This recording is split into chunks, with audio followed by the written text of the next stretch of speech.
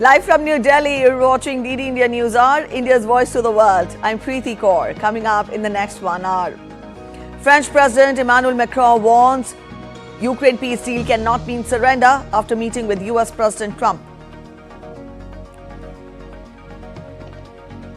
UN Security Council adopts US drafted resolution on Ukraine conflict as Trump pursues peace. India's Prime Minister Narendra Modi to inaugurate Advantage Assam 2.0 Investment and Infrastructure Summit 2025 in Guwahati. Pope Francis' condition shows slight improvement as the pontiff spends 11th day in hospital with double pneumonia. New Zealand defeats Bangladesh, seals the fate of Pakistan as well as hosts suffer ignominious exit from the Champions Trophy. Kiwis, India confirmed semi-final berths.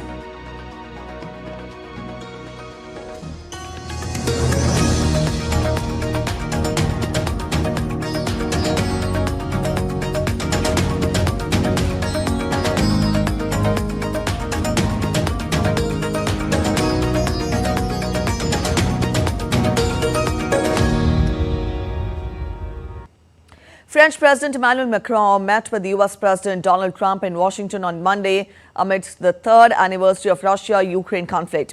Now, the two leaders discussed a potential path towards peace, but there were stark differences in their approach to the conflict. We now go to our correspondent, Aarti Rana, who files this report. French President Emmanuel Macron is the first European leader to visit the White House since Trump's return. Macron tried to convince the US president to continue supporting Kyiv and to discuss the next steps in bringing an end to the Russia-Ukraine conflict that has had Eastern Europe on the edge since February 2022. Macron emphasized that Ukraine must be included in discussions to resolve the conflict and warned that any peace deal must not result in Ukraine's surrender. We want peace. That peace cannot mean capitulation by Ukraine. That peace cannot be a ceasefire with no guarantees. That peace must include the conditions for Ukrainian sovereignty, allowing Ukraine to negotiate with all actors on the issues which concern it and for which it is the only party which can legitimately negotiate. But it's a peace for which we need to assume our responsibilities to maintain security and stability for Ukraine and for the whole region in the long term. And for we Europeans, that's an existential question. Macron expressed optimism after his discussions with Trump, pointing out that there is a potential path forward. The French president stressed that the United States would need to offer security guarantees to Ukraine, particularly if European peacekeepers are deployed on the ground. I think it's good to have discussion. I think it's useful to have negotiation. I think it's super important to go to the peace. But my strong point was to say, let's try to get something first which can be assessed, checked and verified. And let's be sure that we build sufficient guarantees on the short run. And this is where we are ready to be engaged. As for France, a lot of my European colleagues are ready to be engaged. But we do need this American backup because this is part of the credibility of the security guarantees, and this is our collective deterrence capacity.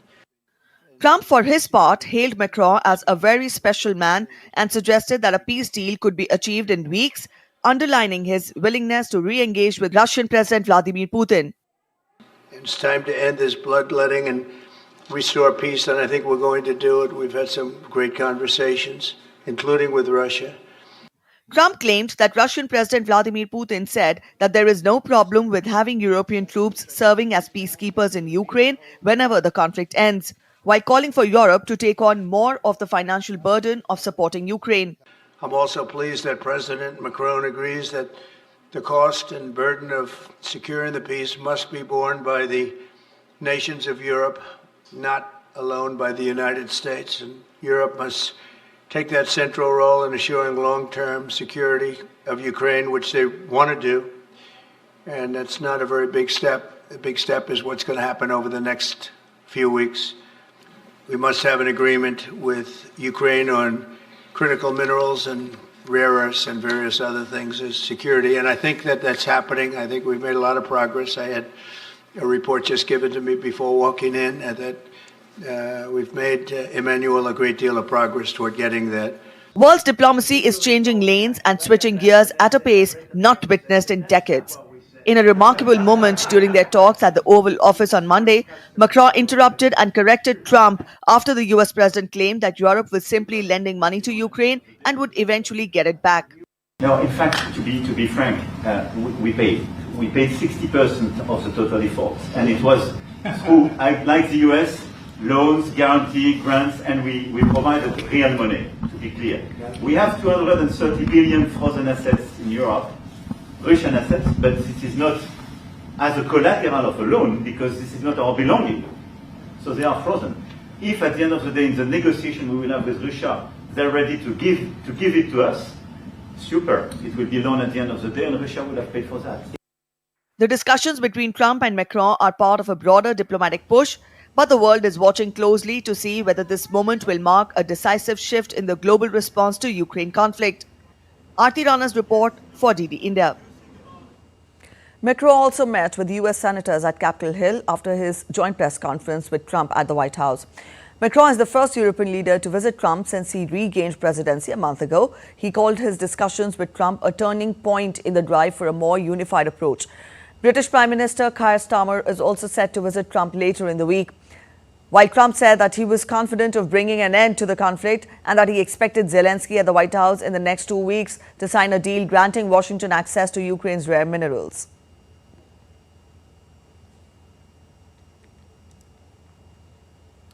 The United Nations Security Council on Monday adopted a US-drafted resolution marking the third anniversary of Russia-Ukraine conflict, calling for an end to the crisis. Here's a report.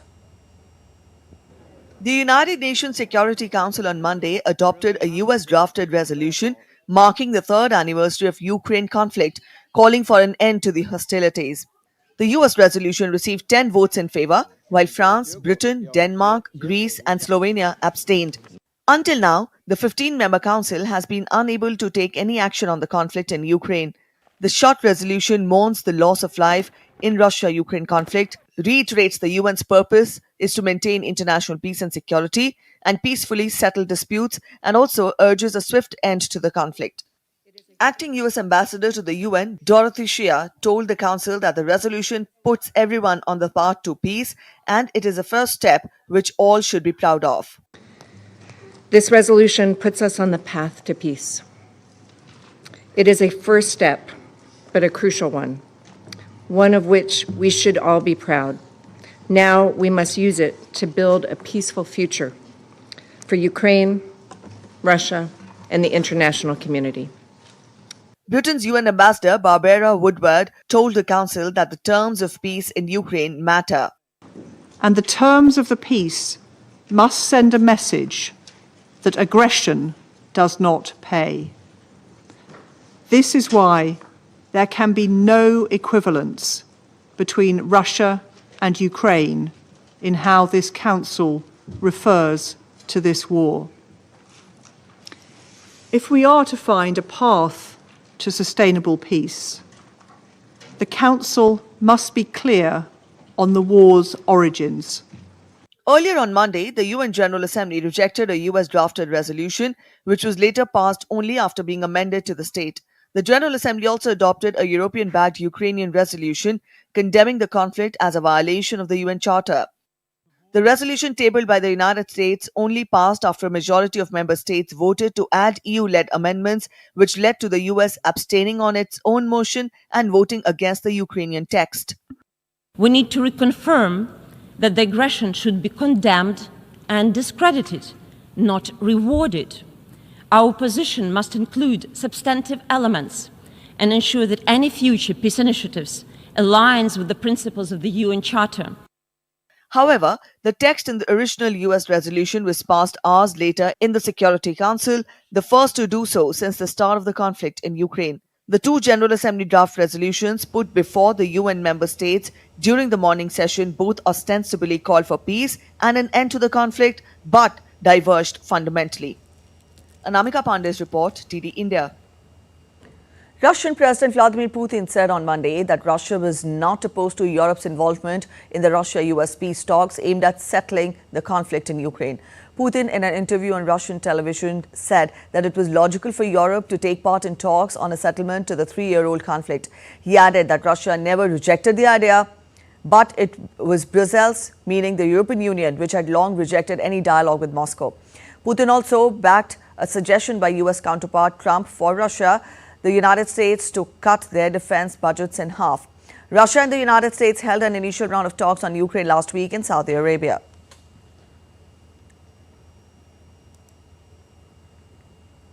U.S. Defense Secretary Pete Hegseth welcomed Saudi Arabia's Defense Minister Prince Khalid bin Salman to the Pentagon. He said that the United States' partnership with Saudi Arabia, in fact, matters a great deal. The Saudi Defense Minister's visit comes after the kingdom had recently hosted U.S. and Russian officials to discuss the conflict in Ukraine and restoring broader Russia-U.S. ties. Hegseth thanked Saudi Arabia for hosting the talks. On behalf of President Trump, welcome. And as you know, he's made it clear in his administration we're gonna pursue peace through strength and put America first. But that does not mean ignoring partnerships. And in fact, it requires greater attention to the ones that matter the most. And our partnership with Saudi Arabia matters a great deal. Ahead of the visit, the Saudi Defense Ministry said the purpose of the minister's trip was to discuss bilateral relations with the U.S. and issues of common interest. U.S. President Donald Trump confirmed that tariffs on Canada and Mexico are moving forward despite the ongoing diplomatic efforts by those countries to avoid a trade crisis. A detailed report ahead. U.S. President Donald Trump on Monday confirmed that tariffs on Canada and Mexico are proceeding as planned. The statement came even as the U.S. neighbors are scrambling to pursue diplomatic options to avert a near-certain trade crisis. Mexican President Claudia Sheinbaum expressed optimism about reaching a deal with Trump, hinting at potential levies on Chinese goods to secure an agreement. Separately, Canadian Foreign Minister Melanie Joly said the threat of tariffs is a real one and may continue for a while. Trump on February 1st ordered 25% tariffs on Canadian and Mexican imports and 10% on goods from China starting on February 4th, but issued a last-minute halt to the levies for a month as talks continued. He reiterated his belief that the U.S. had been mistreated by its neighbors and allies. Thank you very much, everyone. We're on time with the tariffs, and it seems like that's moving along very rapidly. We've been mistreated very badly by many countries, not just Canada and Mexico. We've been taken advantage of. We were led by, in some cases, fools, because anybody that would sign documents like they signed, where they were able to take advantage of the American people, like has happened over the last long period of time, except for a little 4-year period that took place 4 years ago. But anybody that would agree to allow this to happen to our country should be ashamed of themselves. No, the tariffs are going forward on time, on schedule. While European industry ministers will meet in Paris to discuss measures to safeguard steel production in Europe in response to U.S. tariffs on Thursday. Ministers from about 15 European steel-producing countries will gather to share findings and solutions with companies and unions. They're expected to sign a joint declaration to protect Europe's steel industry. Europe's steel industry has been impacted due to Trump's executive order imposing 25% tariffs on steel and aluminium imports starting March 12th. Kajal's report, DD India. You're watching DD India News Hour. We're heading for a short break, but after the break, Friedrich Merz, set to lead Germany as Chancellor, faces challenge of forming stable coalition government. Final hearing in the impeachment trial of South Korea's President Yoon Suk-yeol. Legal teams set to present closing arguments. And tragic accident in Colombia as 9 soldiers killed, 20 injured as military vehicle plunges into a ravine.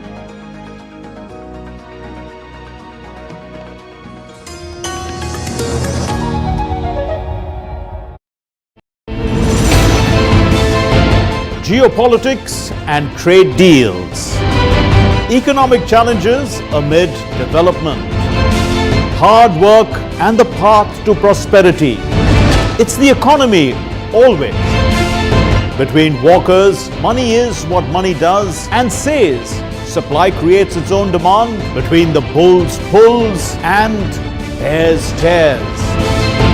When supply chains globalization and India rises to the podium. We'll get you centered with the Economic Brief at 8 p.m. every Thursday on DD India. Welcome back after the break. You're watching DD India News Hour. Let's get you more international updates. Friedrich Merz is set to take charge as Germany's next chancellor, but with no party securing a clear majority. The real challenge now is to form a stable government. As coalition talks take center stage, Merz says he intends to form a coalition with the centre-left Social Democrats of outgoing Chancellor Olaf Scholz. Merz has vowed to restore Germany's influence in Europe while navigating a rapidly shifting global landscape. Here's how the political equation stands. Germany's political map has been redrawn, setting the stage for a new era of conservative leadership. Friedrich Merz, CDU-CSU bloc emerged as the clear winner in the final election results, securing 28.5% votes. As Chancellor of the Federal Republic of Germany, I will once again play an active role in shaping European policy, and with me, Germany will once again have a strong voice in the European Union. Olaf Scholz's Social Democrats had to chew a bitter pill as it registered its worst performance in history, gaining just 16.4% votes. And for far-right Alternative for Germany, AfD, it was nothing less than a dream come true. They secured their best ever result by gaining 20.8% votes. We have doubled our result in 3 years, an incredible success. We are the People's Party, the second strongest force in Germany. This is bitter election result for the Social Democratic Party.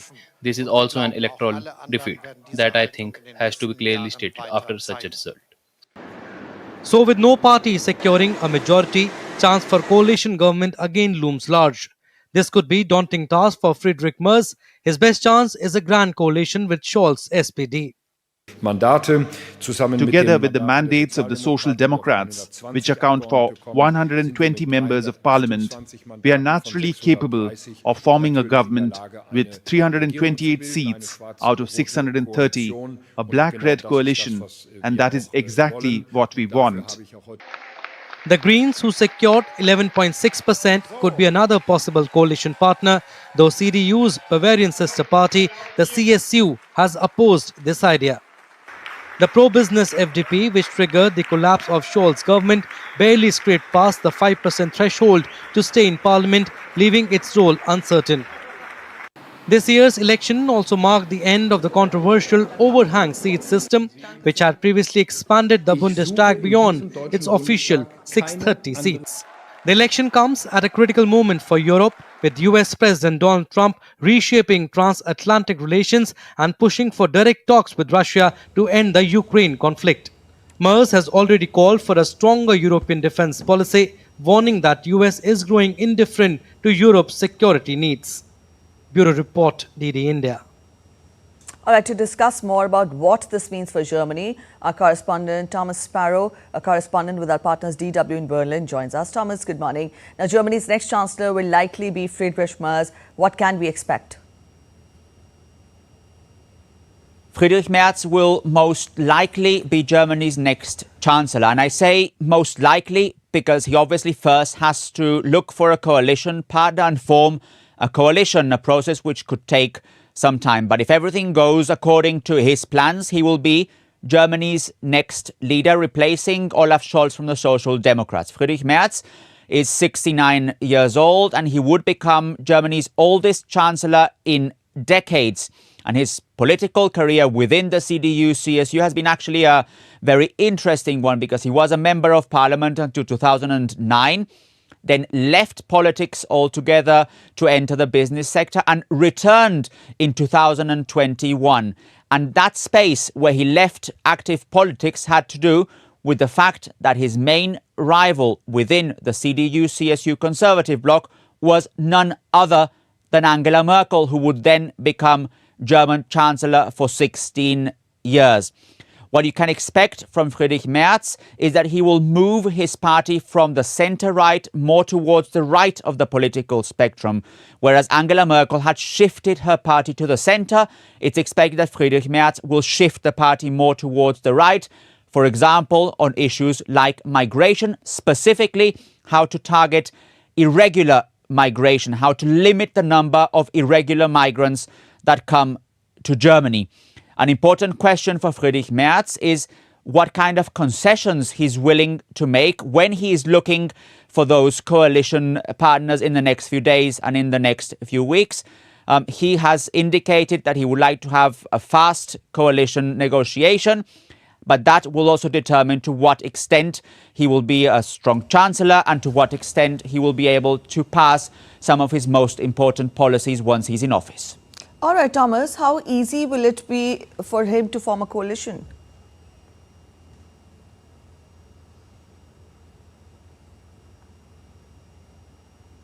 It won't be easy for Friedrich Merz and his conservative bloc to form a coalition.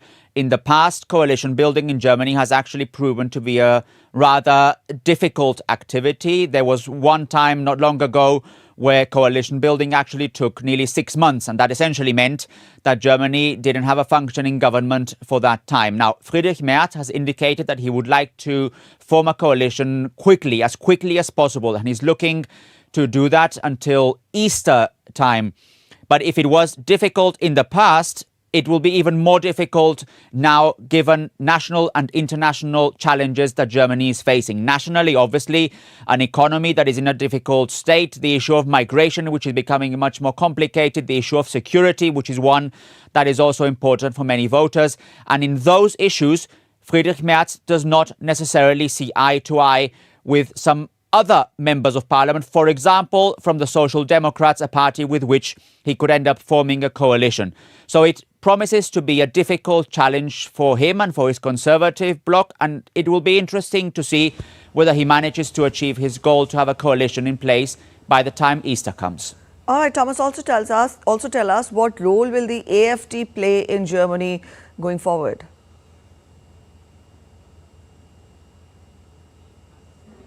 Its influence as Germany's main opposition party by achieving 20% of the vote, by doubling its result compared to 2021. It is clear that the AfD will play an important role in German politics coming in the next few years. It doesn't mean that they will be governing or that they will have power, because what is clear is that Friedrich Merz, and by the way, all other parties in parliament, have vowed that they will not cooperate with the AfD, that they will not form coalitions with the AfD. The AfD candidate, Alice Weidel, has actually said that she would be willing to negotiate with Friedrich Merz, that she would be willing to discuss possible coalitions, but that is something that Friedrich Merz has clearly ruled out, saying that it is not in his party's interest and that basically the CDU, CSU and the AfD have very little in common. So the most likely scenario for the AfD is that they will be a strong party in opposition. And it's interesting to actually note that they're also strongest in the eastern part of the country. That is also a region where they will have considerable influence in political decisions. But again, from the opposition, not from a position of government. All right, Thomas, thank you for joining in with those details. And the European Union on Monday pushed Israel over its operation in the West Bank and the fragile ceasefire in Gaza at a meeting with the country's foreign minister in Brussels. The EU and Israel meeting, which included foreign ministers from the bloc's member states, was the first under the framework of an association agreement between the two sides since 2022.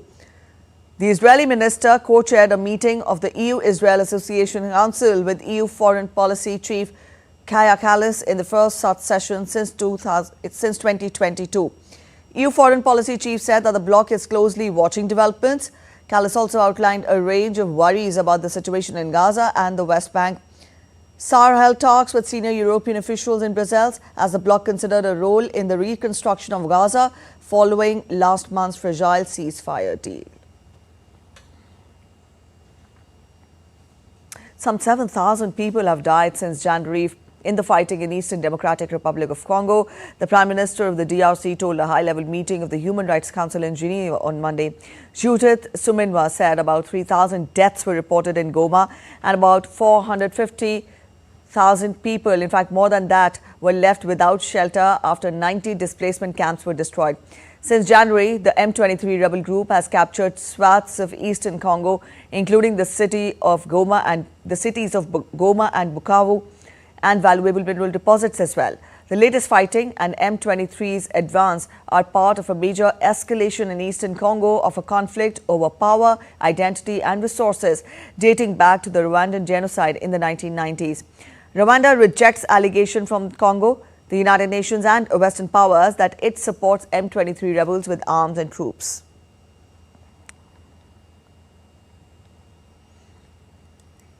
South Korea's ousted President Yoon Suk-yeol faces his final impeachment hearing on Tuesday before the judges decide whether to formally remove him from his office over his disastrous martial law declaration. Yoon's short-lived suspension of civilian rule plunged democratic South Korea into political turmoil, and he was removed from office by parliament in December. The 64-year-old has been behind bars since he was arrested last month on charges of insurrection, for which he could be sentenced to life in prison or even face the death penalty. His trial began last week. After weeks of fraught impeachment hearings at Seoul's Constitutional Court, Tuesday's court session will be Yoon's last before the 8 judges go behind closed doors to decide his fate. The ousted president is expected to deliver a closing argument in his defense, with representatives of parliament given time to present the case for his removal. A verdict is widely expected in mid-March. South Korea has suspended new downloads of the Chinese AI app DeepSeek in the country. South Korea's Data Protection Authority said that new downloads of the Chinese AI app DeepSeek had been suspended after DeepSeek acknowledged failing to take into account some of the agency's rules on protecting personal data. The service of the app will resume once improvements are made in accordance with the country's privacy law. The measure that came into force on February 15th aims to block new downloads of the app, though DeepSeek's web service remains accessible in the country.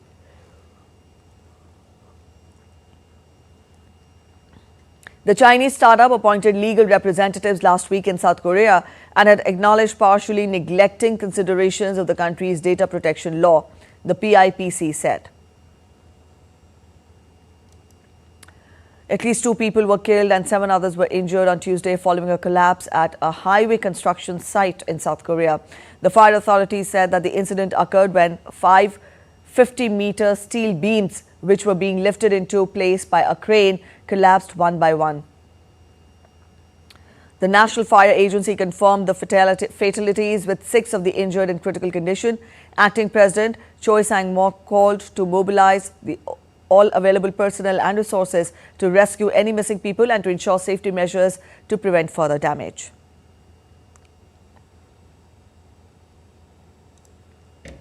A South Carolina man convicted of murdering his ex-girlfriend's parents has chosen to be put to death by firing squad next month in what would be the first such execution in the United States since 2010.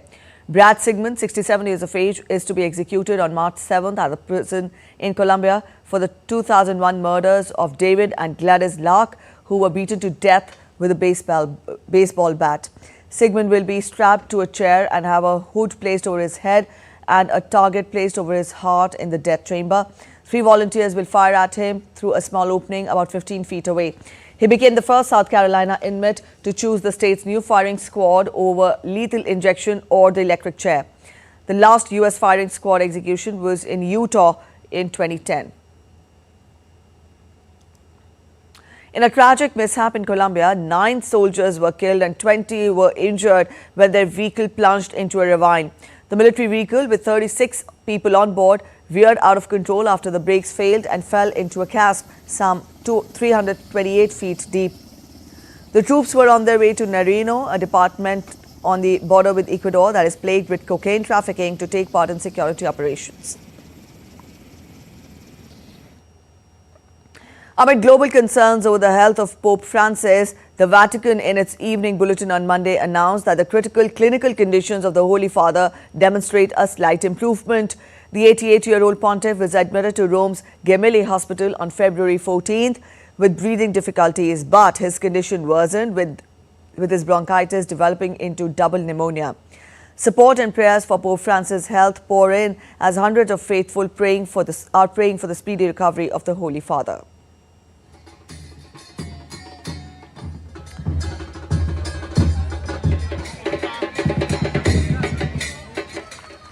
You're watching DD India News Hour. We're heading for a short break, but after the break, Delhi government set to table CAG reports on its predecessor AAP government's performance in Delhi Assembly. Stay with us for the latest from Mahakumbh as devotees eagerly await the last Amrit Snan on the occasion of Mahashivratri tomorrow.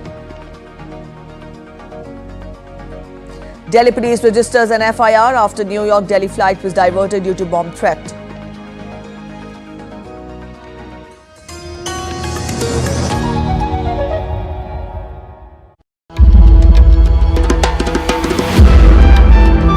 Timeless, boundless, and infinite. The essence of faith, the soul of Sanatan culture.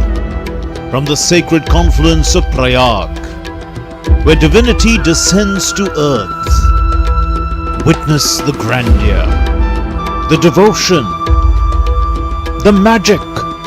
World's largest cultural and spiritual gathering, with over 450 million devotees expected to attend. Mahakumbh, India's greatest festival of faith. Exclusively on DD India.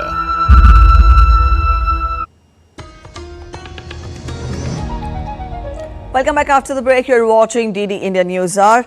Let's get to updates from India now. During his visit to the northeastern state of Assam, Prime Minister Narendra Modi will inaugurate the Advantage Assam 2.0 Investment and Infrastructure Summit 2025 in Guwahati.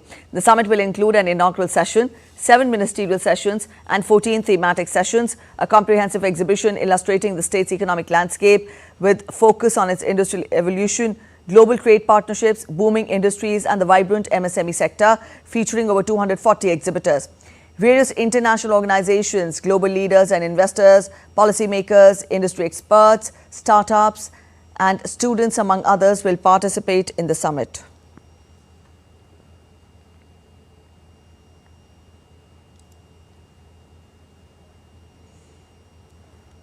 On his arrival in Assam, Prime Minister Narendra Modi received a grand welcome as he made his way to the venue of Jhumoir Binandini program. The Jhumoir Binandini 2025 event was organized to mark the 200th anniversary of Assam's tea industry, showcasing the largest ever Jhumur dance performance in history by 8,600 artists from tea garden areas across the state.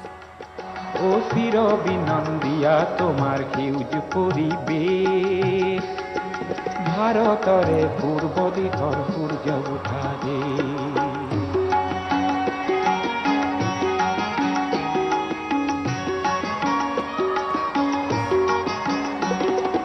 বহাগতে আমারে আয় মহুরা হই ঘুরে বহাগতে আমারে আয় মহুরা হই ঘুরে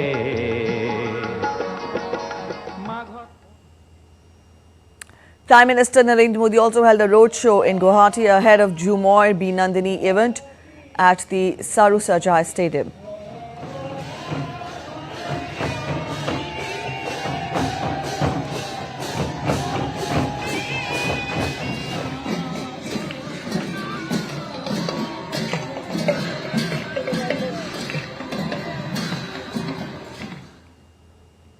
Delhi police has registered an FIR a day after a New York to Delhi flight received a potential bomb threat on Sunday.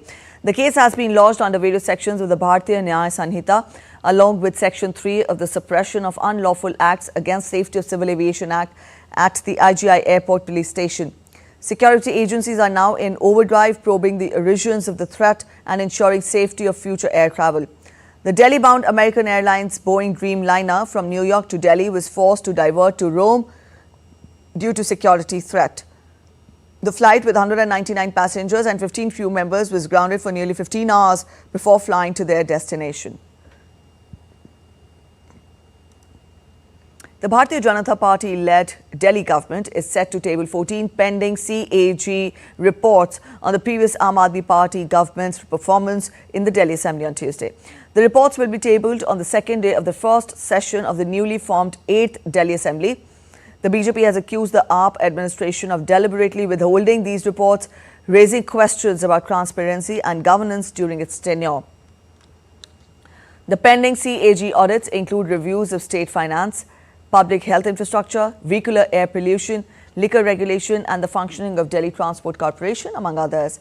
The BJP had repeatedly demanded the release of these reports during AAP's tenure, even moving the court to direct the government to table them. The Saffron Party had accused the AAP government of deliberately stalling the audits to hide alleged corruption. The issue was a major point of contention during the assembly elections, with the BJP highlighting the delay as an attempt to suppress findings of the financial mismanagement.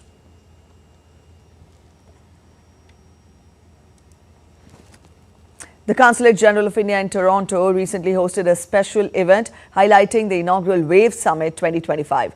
The gathering also honored winners of key diaspora initiatives. Here's Tarun Paul with more on this. The Chancery building of the Consulate General of India in Toronto was abuzz as community leaders, media professionals and guests converged for a celebration mark the upcoming WAVE Summit 2025. There are 2 or 3 key features of this summit. One is, of course, the global media dialogue, which will be an exclusive session for the thought leaders, ministers and dignitaries from across the globe. The second part would be Create in India Challenge, which is more relevant for you. There are 22 challenges that are open to foreign participants, and the list is being updated on our social media platforms every day. So feel free to participate in those.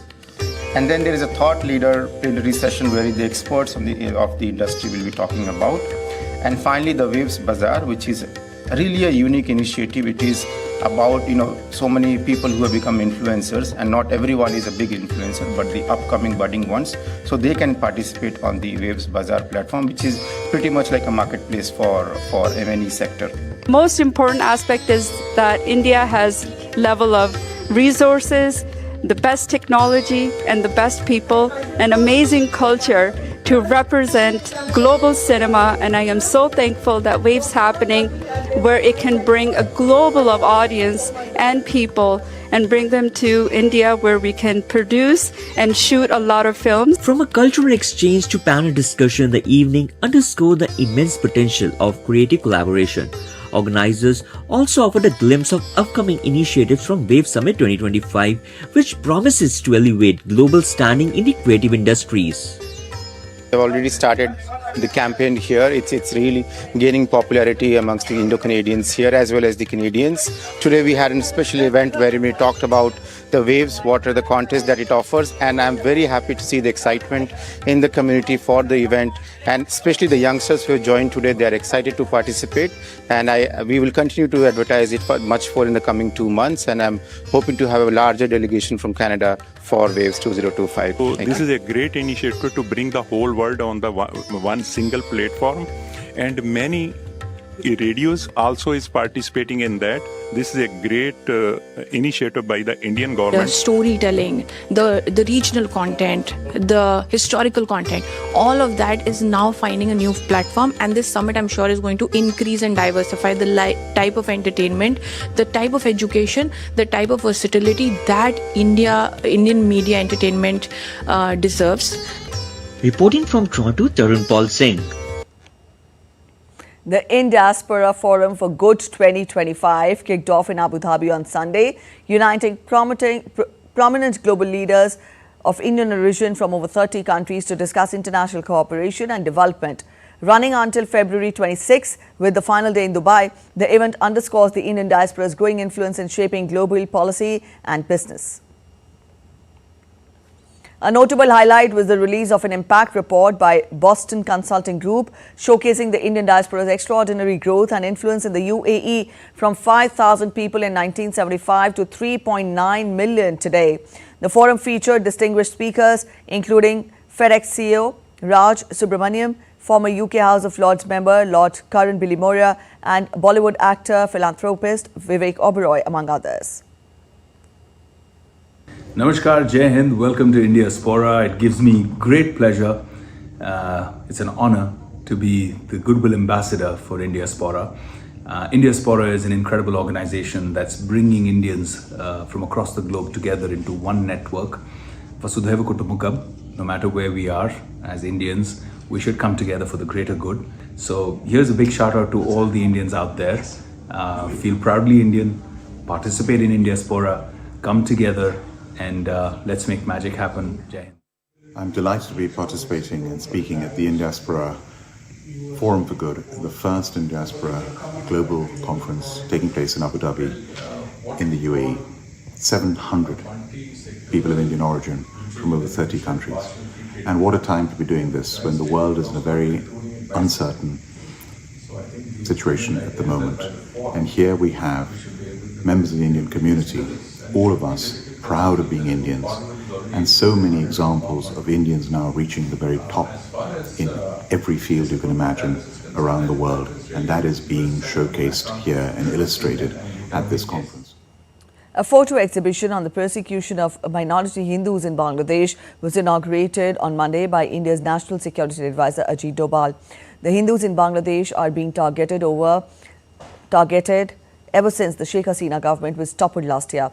The photos were curated by journalist Francois Gautier, and later a panel discussion on the subject was also held at Vivekananda International Foundation in Delhi.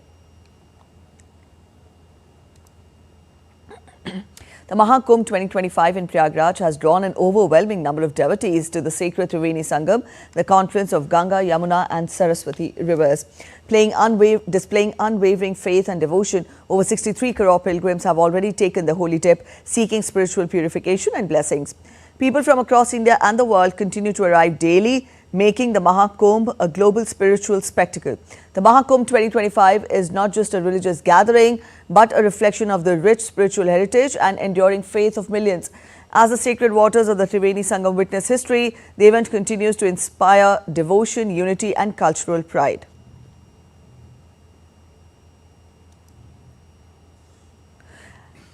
As huge turnout of devotees is expected to take the holy dip at Sangam during the 6th and final bathing festival on Mahashivratri on Wednesday, the state government is geared up to ensure that the 45-day mega event ends peacefully. For the final bathing festival, the administration has put in place traffic restrictions to deal with heavy influx of pilgrims. Zonal bathing plan would remain in effect for the final bathing festival, wherein people would take the holy dip at any of the 48 bathing ghats located nearest to them.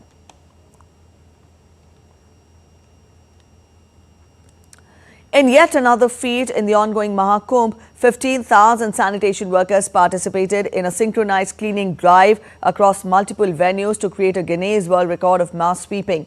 With this, the state government and the Prayagraj Fair Authority broke their previous record created in Kumbh 2019 when 10,000 sanitation workers set the record.